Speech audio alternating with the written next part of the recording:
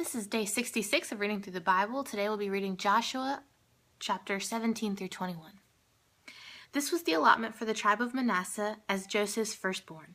That is, for Machir, Manasseh's firstborn.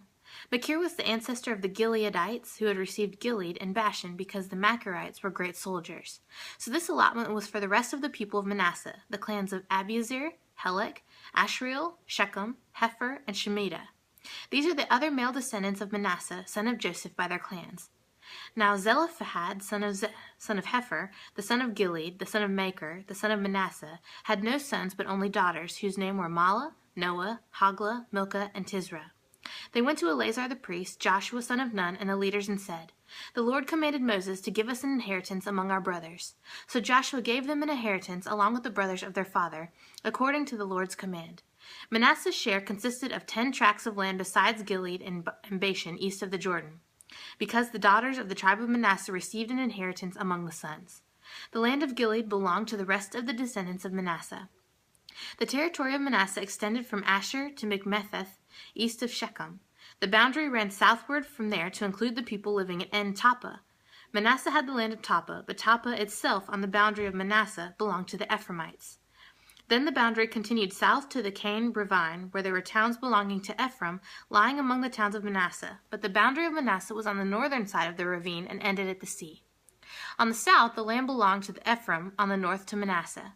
The territory of Manasseh reached the sea and bordered Asher on the north and Issachar on the east. Within Issachar and Asher, Manasseh also had Beth-shan, Ibleam, and the people of Dor, Endor, Tanakh, and Megiddo, together with their surrounding settlements. The third in the list is Naphtha. Yet the Manassites were not able to occupy these towns, for the Canaanites were determined to live in that region. However, when the Israelites grew stronger, they subjected the Canaanites to forced labor, but did not drive them out completely. The people of Joshua said to Joshua, "Why have you given us only one allotment and one portion for an inheritance? We are a numerous people, and the Lord has blessed us abundantly." "If you are so numerous," Joshua answered, "and if the hill country of Ephraim is too small for you, go up into the forest and clear land for yourselves there in the land of the Perizzites and Raphites." The people of Joshua replied, "The hill country is not enough for us, and all the Canaanites who live in the plain have iron chariots, both those in Beth-shan and its settlements, and those in the valley of Jezreel." But Joshua said to the house of Joseph, to Ephraim and Manasseh, "You are numerous and very powerful. You will have not only one allotment, but the forested hill country as well. Clear it, and its farthest limits will be yours. Though the Canaanites have iron chariots, and though they are strong, you can drive them out." The whole assembly of the Israelites gathered at Shiloh and set up the tent of meeting there. The country was brought under their control, but there were still 7 Israelite tribes who had not yet received their inheritance. So Joshua said to the Israelites, "How long will you wait before you take possession of the land the Lord, the God of your fathers, has given you? Appoint 3 men from each tribe. I will send them out to make a survey of the land and to write a description of it according to the inheritance of each. Then they will return to me. You are to divide the land into 7 parts. Judah is to remain in its territory on the south, and the house of Joseph in its territory on the north. After you have written descriptions of the 7 parts of the land, bring them here to me, and I will cast lots for you in the presence of the Lord our God. The Levites, however, do not get a portion among you, because the priestly service of the Lord is their inheritance. And Gad, Reuben, and the half-tribe of Manasseh have already received their inheritance on the east side of the Jordan. Moses, the servant of the Lord, gave it to them." As the men started on their way to map out the land, Joshua instructed them, "Go and make a survey of the land and write a description of it. Then return to me, and I will cast lots for you here at Shiloh in the presence of the Lord." So the men left and went through the land. They wrote its description on a scroll, town by town, in 7 parts, and returned to Joshua in the camp at Shiloh. Joshua then cast lots for them in Shiloh in the presence of the Lord, and there he distributed the land to the Israelites according to their tribal divisions. The lot came up for the tribe of Benjamin, clan by clan. Their allotted territory lay between the tribes of Judah and Joseph. On the north side, their boundary began at the Jordan, passed the northern slope of Jericho, and headed west into the hill country, coming out at the desert of Beth-aven. From there it crossed to the south slope of Luz, that is Bethel, and went down to Adaroth-Adar on the hill south of the lower Beth-horon. From the hill facing Beth-horon on the south, the boundary turned south along the western side and came out at Kiriath-baal, that is Kiriath-jearim, a town of the people of Judah. This was the western side. The southern side began at the outskirts of Kiriath-jearim on the west, and the boundary came out at the springs of the waters of Nephtoah. The boundary went down to the foot of the hill facing the valley of Ben-Hinnom, north of the valley of Rephaim. It continued down the Hinnom Valley along the southern slope of the Jebusite city and so to En-Rogel. It then curved north, went to En-Shemesh, continued to Geliath, which faces the pass of Adamim, and ran down to the stone of Boan, son of Reuben. It continued to the north slope of Beth Araba and down onto the Araba. It then went to the northern slope of Beth Hogla and came out at the northern bay of the Salt Sea, at the mouth of the Jordan in the south. This was the southern boundary. The Jordan formed the boundary on the eastern side. These were the boundaries that marked out the inheritance of the clans of Benjamin on all sides. The tribe of Benjamin, clan by clan, had the following cities: Jericho, Beth Hogla, Emek, Keziz, Beth Araba, Zemirim, Bethel, Avim, Para, Ophrah, Kepher, Amani, Ophni, and Geba, 12 towns and their villages. Gibeon, Ramah, Bezeroth, Mizpah, Kephirah, Moza, Rechem, Irpeel, Tarla, Zelah, Haleph, the Jebusite city, that is Jerusalem, Gibeah, and Kirith, 14 towns and their villages. This was the inheritance of Benjamin for its clans. The second lot came out for the tribe of Simeon, clan by clan. Their inheritance lay within the territory of Judah. It included Beersheba or Sheba, Moladah, Hazar Shul, Balaam, Ezem, Etolatad, Bethul, Hormah, Ziglag, Beth Markapoth, Hazar Susa, Beth Lebaoth, and Sharuhen, 13 towns and their villages. Ain, Rimmon, Ether, and Asham, 4 towns and their villages, and all the villages around these towns as far as Baalath Beer, Ramah, and in the Negev. This was the inheritance of the tribe of the Simeonites, clan by clan. The inheritance of the Simeonites was taken from the share of Judah because Judah's portion was more than they needed. So the Simeonites received their inheritance within the territory of Judah. The third lot came up for Zebulun, clan by clan.